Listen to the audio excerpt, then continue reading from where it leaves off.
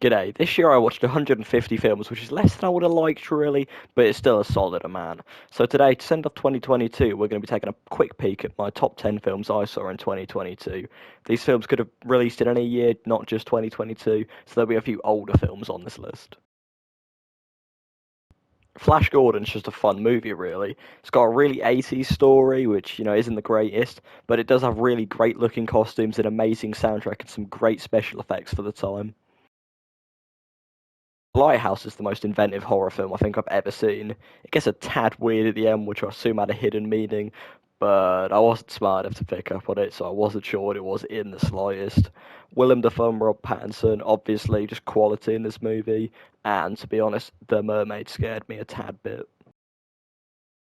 I saw Nope in IMAX, which probably helps its rating a bit, just because obviously IMAX, bigger screen, better audio, just better everything.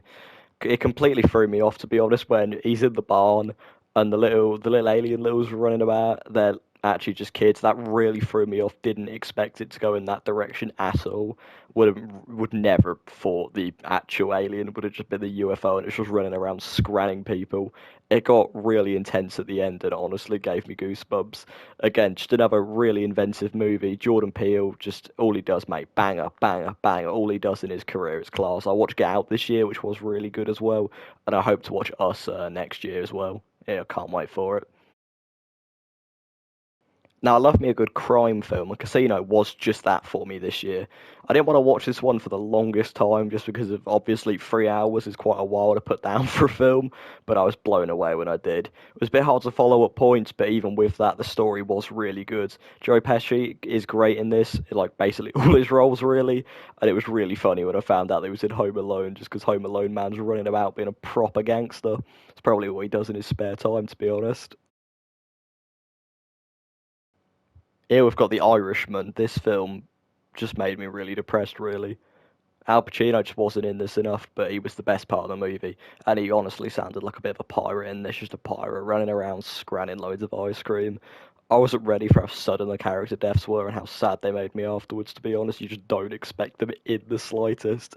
The CGI aging looks pretty good in this movie and was definitely necessary. This movie was amazing. Here we've just got another film that made me really depressed, to be honest. It's the most realistic depiction of war I've ever seen. It's bloody brutal the whole way through. And not just you got all that, the cinematography as well, just absolutely stunning. So looks really nice the whole way through as well. And the characters are just really well written and likable in general, really. Just so when one of them dies, you just get really, really sad. The ending hits way too hard. I just remember when I was done with this one, I just sat there for ages. I was traumatized from this one, to be honest.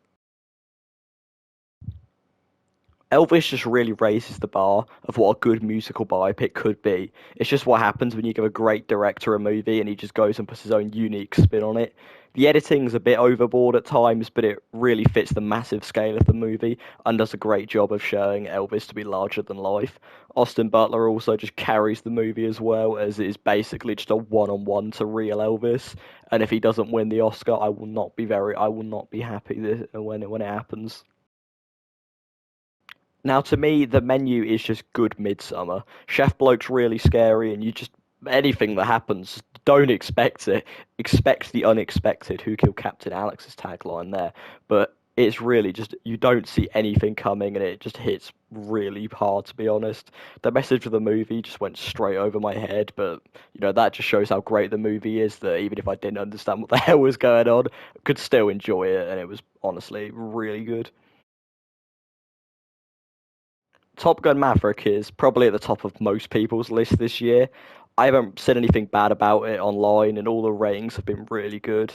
This film is just how you do a legacy sequel, unlike other sequels, obviously. It's Star Wars. It treats Tom Cruise's character with respect and it doesn't make him a loser and an idiot and all that stuff that Star Wars did. It just keeps him as the best pilot, really. On top of that, she's got an amazing story which anyone can follow. Great action scenes which use as little CGI as possible, which I absolutely loved. Almost all the effects done practically, which meant real flying planes.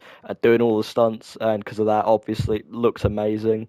I watched Top Gun Maverick the day after I saw the original for the first time, which just made me enjoy it really more, to be honest.